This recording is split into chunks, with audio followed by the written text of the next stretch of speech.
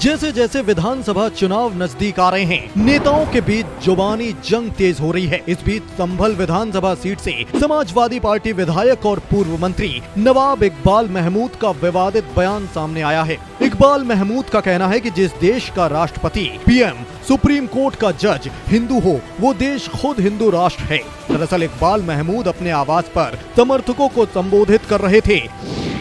इस दौरान उन्होंने कहा कि बीजेपी समर्थक हिंदू आपस में लड़ेंगे, कपड़े फाड़ेंगे और जेल जाएंगे, लेकिन हमारे पास नहीं आएंगे। वो इतना होने के बावजूद बीजेपी को ही वोट देंगे, लेकिन मुसलमान जरा से शिकायत पर समाजवादी पार्टी को वोट नहीं देते। बीजेपी सरकार को हटाने के लिए इत्तेहाद और दिमाग से काम लेने की जरूरत है। उन्होंने कहा कि बीजेपी सरकार में 20% हम और 80% सेकुलर भी परेशान हैं। इकबाल महमूद ने कहा कि जिस देश का राष्ट्रपति, प्रधानमंत्री, सुप्रीम कोर्ट का जज और मुख्यमंत्री हिंदू हो, वो देश तो खुद ही हिंदू राष्ट्र है। हमने कभी नहीं कहा कि देश का सर्वोच्च पद हमें दे दो।